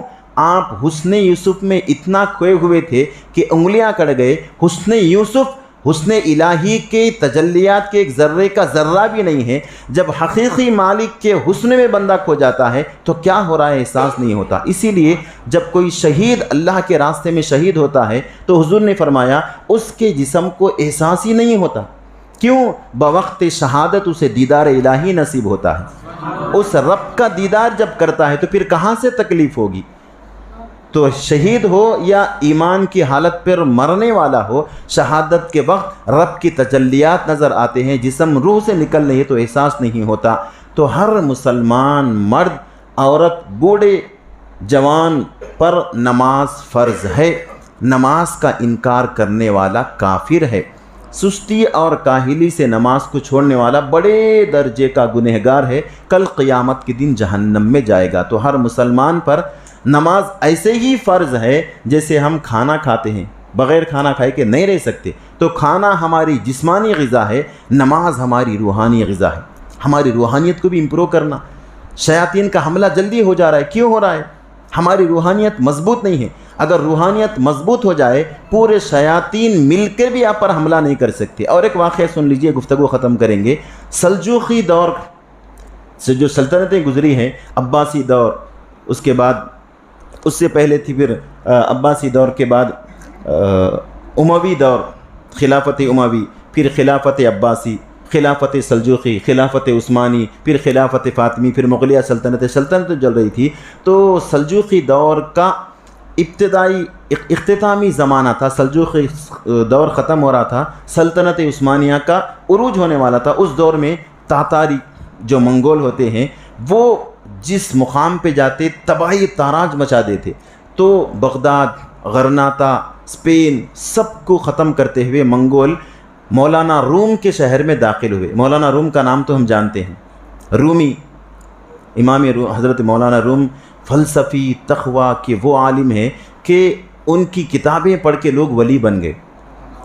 वो मौलाना रूम के शहर में तातारी और मंगोल हमला करने के लिए आ गए। अब उनका मुकाबला कोई सल्तनत भी नहीं कर सकती। ऐसे जालिम किस्म के लोग, कोई उनका मुकाबला ही क्यों, शैतानी सिफत लोग। तो सब लोग भाग के आए मौलाना रूम के खानक़ाह में आके बोले, हज़रत अब हमारा शहर तबाह होने वाला है। क्यों? अब मंगोल आ गए हमला करने के वाले। ऐसा क्या करना है? हुजूर बचाना है, आप ही बचाइए। ठीक है। हज़रत सो कर ले के वज़ू कर रहे, अपने साथ में एक मुसल्ला ले लिए, अपनी तस्बीह ले लिए, आ गए। उनका जो लश्कर जहाँ पर ख़ैमा ज़न था, वो लश्कर के सिपे सालार के ख़ीमे के सामने मुसल्ला बिछा के अल्लाह अकबर नमाज शुरू कर दी। मौलाना रूम लश्कर है मंगोलों का, नमाज शुरू कर दी। अब वो उनका जो बड़ा सिपे सालार था, कुछ नाम उसका नाम याद नहीं आ रहा है, उसने कहा कि ये कौन है इतना जुर्रतमंद हमारे ख़ीमे के सामने, ये क्या कर रहा है? जाओ मियाँ, दोनों जाके ख़त्म करके आओ उसको। अब 2 सिपाहियों को भेजे, तलवार निकाले, हमला करने के लिए तलवार उठ रही है, हाथ छल हो गए। اٹھ رہے نہیں ہاتھ, کوشش کر لیا کہ حضور نہیں مار سک رہے, ہاتھ چلو گئے. اچھا ایسا ہے کیا, ٹھیک ہے گھوڑوں کو دوڑا دو, 10-15 گھوڑے دوڑا کے کچل کے ختم کر دو. گھوڑوں کو دوڑائے, گھوڑے یہاں سے تو رفتار کے ساتھ نکلے, رومی کے قریب جا کے رک جا رہے. گھوڑے بھی حملہ نہیں کر سک رہے. وہ کون سی طاقت ہے؟ وہ روحانی طاقت ہے, وہ عبادت کے ذریعے سے امپروو ہوتی ہے. اس کے بعد تیروں کی برسات کرو, پورے تیر اندازوں کو ایک جگہ کھڑا کر دیے, تیر مار رہے ہیں. تیر تو نشانے سے صحیح نکلتا ہے لیکن جانے کے بعد دائیں بائیں کٹ رہا ہے, تیروں کا بھی حملہ نہیں ہو رہا ہے. 3 چیزیں دیکھ لی, بھالوں سے بھی حملہ کرا لیے. رک جاؤ رک جاؤ رک جاؤ, یہ میری فوج ہے جس کا نشانہ کبھی خطا نہیں کرتا, میری وہ ماہر فوج ہے. آج ایک شخص کے سامنے عاجز آ گئے تو آج ہمارا مقابلہ کسی مادی طاقت سے نہیں, کسی روحانی طاقت سے پڑا ہے. ہم اس کا مقابلہ نہیں کر سکتے. کیا کرنا ہے؟ فوراً بستر بوریا بستر اٹھاؤ, چلے جاؤ. تو روحانیت بھی کبھی مضبوط ہونا. شیطان آ گیا, جن آ گیا, بھائی شیطان سے افضل انسان ہے. شیطان ہم سے پاورفل ہے, ہم اس سے پاورفل ہے. کسی کے آنکھ پہ شیطان آ گیا, ایک نکالنے والا بھی انسانی سے دیکھی.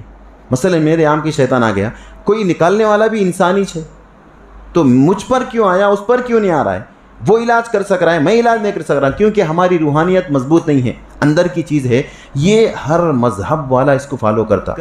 روحانیت کو مضبوط کرنے کا بہترین وظیفہ نماز ہے. دوسرا بہترین وظیفہ تلاوت قرآن ہے. قرآن کریم کی تلاوت, نماز آپ مضبوطی سے رکھو, آپ کا اندرونی حصہ بھی مضبوط ہوگا, باہر کا خوف بھی چلے جائے گا. اگر کوئی بیماری ہے کسی کے اندر ظاہری باطنی, قرآن کا اعلان ہے کہ نمازوں کی پابندی کرنے والا بے حیائی بری باتوں سے ختم اس سے ہو جاتی ہے. تو بیماری کا علاج دل سے ہو تو مکمل ہوتا ہے. تو نماز کے دنیاوی فوائد بھی ہیں, اخروی فوائد بھی ہیں, اور نماز ہر مسلمان پر فرض ہے. مسلمان بھی ہو نماز نہ پڑھے, تعجب کی بات, ہو ہی نہیں سکتا. لیکن ہم اتنا ضائع نمازوں کو کر رہے ہیں. اب کسی کام کی وجہ سے ٹائم نہیں ملتا یا سختی ہے تو کوئی بات نہیں, کم سے کم نماز اس کے وقت کے علاوہ ہی صحیح ادا کر کے سویا کرو, کیونکہ کل اللہ کی بارگاہ میں جواب دے سکتے. بھائی نماز پڑھا نہیں پڑھا, پڑھا. ٹائم پہ نہیں پڑھا, نہیں پڑھا. کئی کو جاب پہ چھوڑتے نہیں تھے ٹائم, اچھا ٹھیک ہے جان لو. کچھ آپ کے پاس ایکسکیوز ہے. کم سے کم سونے سے پہلے گھر میں آئے, تلا بھنا بریانی سوپ کھا لیے, ٹی وی دیکھ لیے, موبائل دیکھ لیے, بھائی ایک 20 منٹ نکالو, مصلی بچھاؤ, 2 رکعت ہی پڑھو. فجر کے 2, ظہر کے 4, عصر کے 4, مغرب کے 3, عشاء کے 17 رکعت ہوتے. بڑی مشکل سے آپ کے موبائل پہ جتنا وقت گزارے اس کا 25% وقت بھی نہیں لگتا. نماز پڑھ لیجئے پورے, اس کے بعد سو جائیے. ممکن ہے وہ ہماری رات آخری ہوں گی. سوچو اگر وہ آخری رکعت ہو گئی, کیونکہ بہت سارے لوگ نیند میں ختم ہو جاتے, سو گئے, نیند میں انتقال ہو جاتا, خبر بھی نہیں ہوتی. تو اسی لیے اپنی نمازوں کی حفاظت اگر ویسا نہیں کر سکتے تو کم سے کم ایسا کیجئے, مگر نماز مسلمان کو پڑھنا ہی ہے. آج کی گفتگو اسی پر ہم ختم کریں گے.